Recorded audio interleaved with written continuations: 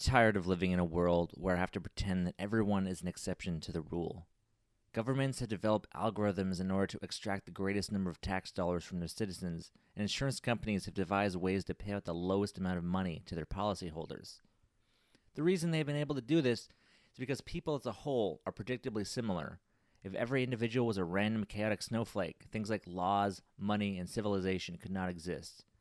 There is a reason that there's an Applebee's and Walmart in every town in North America.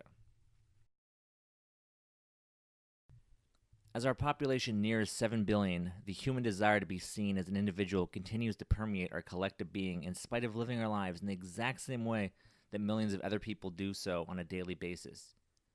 The conflict with our inflated sense of self-worth is that we think that we have a unique and correct perspective on every situation that we encounter. Reality check. Even if this blog is 1 in a million, that still means that there are potentially 7,000 blogs just like mine at this exact moment, if I did the math right. Perhaps a few of us embody a rare variation on a common theme, but even those people are few and far between.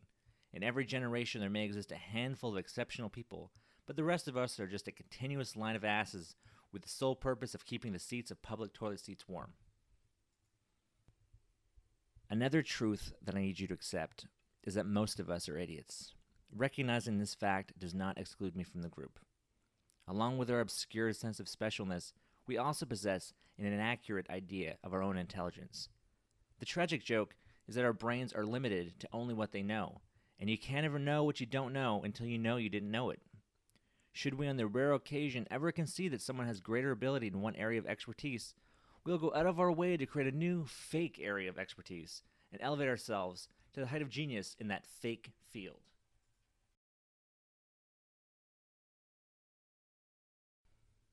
Intelligence, it would seem, is comparable to vanity.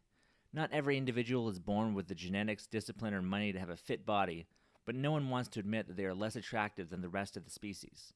In the same way, some people are simply not born with the capacity for understanding anything in depth, but they, you, me, refuse to admit to their mental inferiority.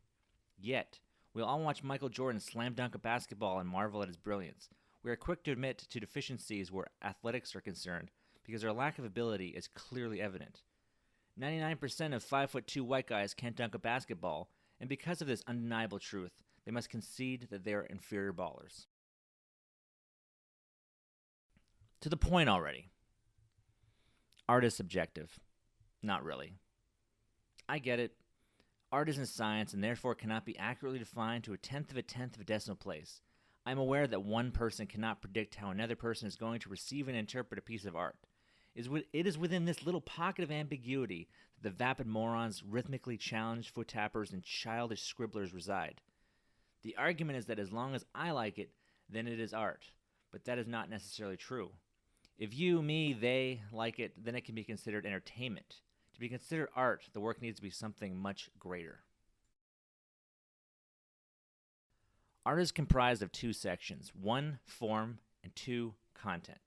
Form covers the materials and skills used to create the art, and the content is the portrayed/inferred meaning of the art.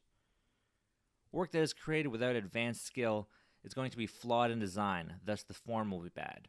Bad form can be compensated for and overcome by those of us who have an intense drive and perspective. But these few are the exceptions to the rule. As I referenced earlier, we tend to grasp tightly to these exceptions to the rule in an attempt to elevate the crap that we listen to an undeserved level of greatness. Let us examine the works of Taylor Swift to make a point. While Miss Swift might be a great entertainer, she's a terrible artist. Her form, guitar playing, is basic and often out of rhythm. Her singing voice is weak and often flat or off-key. Her lyrical content is neither groundbreaking nor is it well crafted from a creative writing perspective. What remains then is uninspired drivel that has no artistic significance. I don't care if Coco the Signing Gorilla took up finger painting and sold a few prints at Sotheby's. 99.9% of ape artwork is crap, simply because apes can rarely tell the difference between smearing their shit on a wall or painting on a canvas.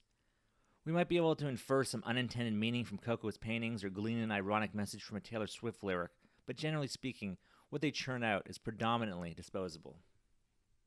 In all other areas of life, we make judgments based upon information. We don't elect to get surgery from a doctor who looks hot in their lab coat and custom Converse shoes.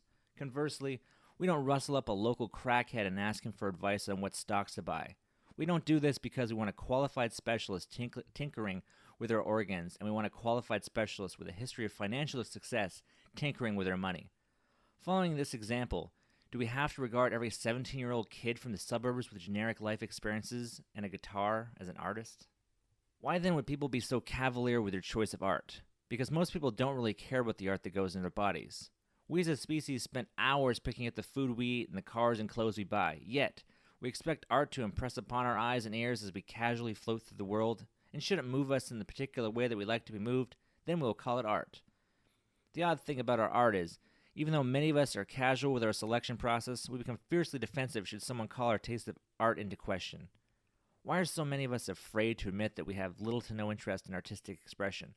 Why is it so difficult for people to say that they simply like to party, and because of this fact, Radiohead rarely gets shuffled onto their iPod? Why are we so resistant to admitting that in whole or in part our taste in art is poor? Because one time someone said that art is subjective, and every no-talent ass clown in the world got behind this excuse to veil their inability to discern what is meaningful and valid.